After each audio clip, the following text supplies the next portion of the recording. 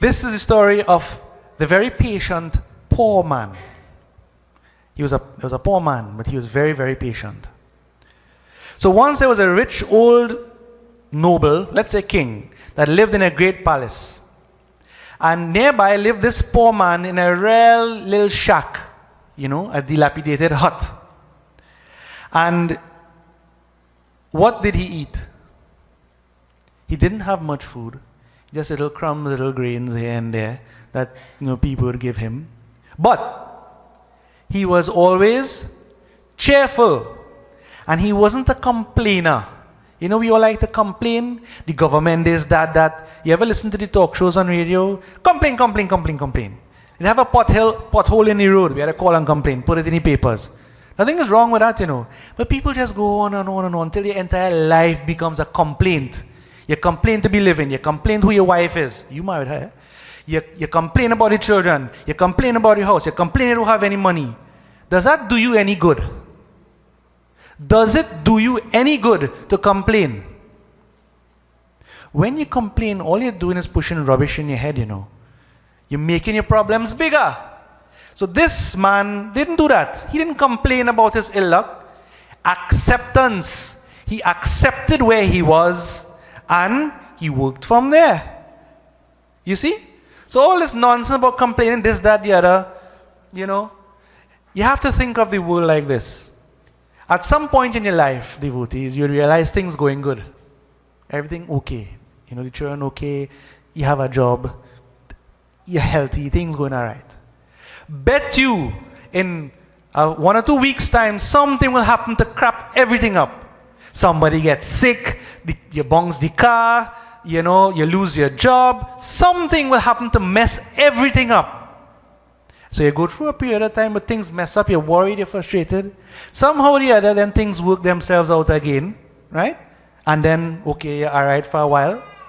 Then something happens again and mess everything up. You see? Isn't it so? And this will never change, You could pray how much you want. Things are still going to crap you up. Don't you see that?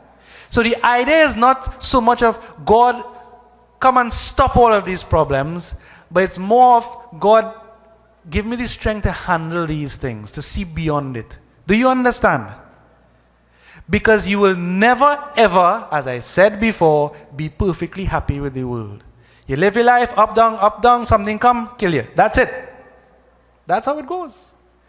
So it's not to be depressed about that, as I said, but to recognize. This is Vivek, to recognize it and then set yourself up in the right way to live your life. And what to focus on? We focus on all kind of things, but you need to focus on you and the Supreme and that relationship that exists. So this poor man lived like that. Now one day, this poor man realized he didn't eat for a few days. Things were really, really bad. So he went across to this rich nobleman, this king, for help. The king received him kindly and asked him, well, why have you come? So the poor man said for days he had nothing to eat, nothing at all. And he'd be quite happy if he was given some food. Is that all? Said the king. Good, come inside, sit down. They weren't worried about crime in that time, so you could let people come in your house easily. Come, sit down. And then he had, some servants and whatnot. He said, boy, come here. A very important guest has come to dine with me. Ask my chef. He had a chef. He said, chef, ask him to make dinner at once and bring some water to wash out our hands. So this poor man was surprised. He heard that this king was very kind, but he didn't expect all this, ready welcome. So he was thinking good thoughts about this king. Now, he tried to say, oh, king, thank you, but the king said, don't mention it. Let's sit, let's eat, forget about everything. So the king now began to rub his hands. Well, I should mention, the boy came. He came with a pitcher, right? A mug. He came with a mug, and he began to pour, like this. But the mug didn't have any water in it. So he began to pour, and this king was washing his hands. So this poor man was surprised, but what is this? He didn't say anything, right? He was in the man's house. He was thinking, what weirdness in this? When you go by somebody and you see some craziness going on, but you can't see anything, right? It's all bad. So, washing the hand, and then the boy came by him to wash his hand. So, this poor man was, all right, well, wash, right? They give him some sanitizer, imaginary of course, and fix up himself. All right. And then the noble said, we have such a wonderful feast. Come, enjoy yourself. He had 5 or 6 servants. They came out with plates with nothing on it, rested on the table, and the king said to this poor man, go ahead, eat. Wonderful feast. And the king started. I don't know if he's didn't chicken or whatever. I have to hold chicken like this. I do chicken, so I don't know.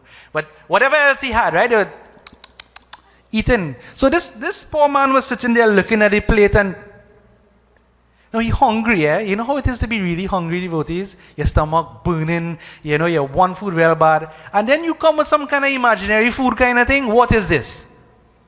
But he was in the man's house. So again, remember, this poor man was very, very patient. Very patient. So, he tried a samosa first, an imaginary samosa, dip it in some sauce, right? And so he was playing along, going along. And he started to feel faint with hunger, okay? But he didn't let despair overcome him. So now, the king said, yes, my friend, you see, what a wonderful soup. Do you like the curry? The wonderful paratha. Have some kurma. And so things went on. And then, even though he was desperately hungry, this poor man, he kept on, smile on his face, and he played the game. Now, what was happening here is this king was a very generous king. But he heard about the patience of this man, and he was testing him. Testing him.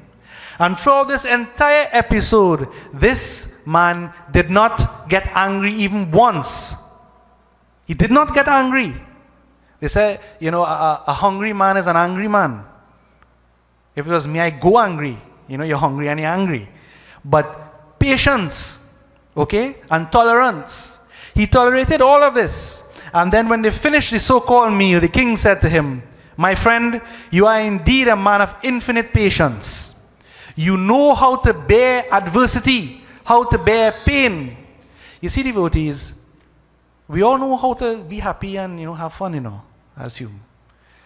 But you see, when it comes to pain, pressure, that's the key thing in life, learning how to deal with that. And that's where we learn all of the lessons that we have to learn. So this man passed the test. Pain, pressure, but patience, tolerance. These characteristics that we need to develop. And what happened? The king said, you have proven yourself. You are the man I'm looking for to work with me, to manage some of my affairs. From now on, you will live with me. And so from that day, the poor man didn't have to suffer anymore because he got to work. But not only that, you're probably wondering, yes, the king called out the servants and they actually brought out the food this time.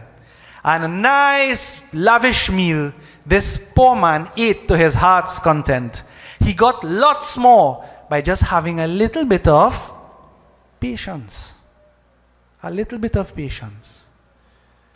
Now, this story has many lessons in it. When the poor man went to the king, some people, when they come for charity, right? They come and they scoop out where you're living and whatnot. If they come to ask for a bag of rice, and they see where you live in, then they want a bag of rice, a box of milk, some pasta, all kind of thing. They change what they want based on what they see. But this poor man, he was hungry. He just wanted food and he stuck with it. This is what I want. And he went to ask for that. So, it's good to keep in mind, we just need to have enough to sustain ourselves, and we need to practice contentment. If you ask yourself, what really do you need? You need food. You need some clothes. Not only ladies, the whole set of thing. You don't need a shalwar for every occasion, and you need clothes to cover your body. Food, clothes. You need to sleep. little bit. Shelter. Food, clothes, shelter. What again you need? Everything else is what you want. If you have somewhere to shelter you, you have clothes to wear and you have food to eat. What again, bare necessities, do you need? Nothing. Everything else is just what you want. See? So that's the lesson here. Now, again, the next lesson is patience. We need to have patience in whichever situations we find ourselves. Okay? Things could be very difficult, but what we need to do is we need to learn to wait out the time a little bit. Some people want results immediately. They want the problems to go away immediately. Everything due to karma, as we say, is preordained, situationally. So you find yourself in a situation, and the situation would not resolve itself unless you learn the lesson. You could try to run away, get away. You would find that somehow or the other, you're going to find yourself back in a similar situation, wherever you go, because you have not learned the lesson. And remember, God didn't put you there. You put you there by your desires, your samskaras, vrittis. Whatever is deep inside of you, that's where you find yourself. So what we need to do really then is to have patience, utmost patience with these situations in life. And you would find, give it some time, Kali, give it some time, and it would work itself out. But then it will get worse again. So, the final lesson, have patience with these things, and remember, everything changes. So try not to waste too much time with the world. Do what you have to do. As Bhagavan Sri Krishna said, perform your actions, but the results, what happens, the fruits of your actions, give it up. Have nothing to do with it whatsoever, and you would experience bliss.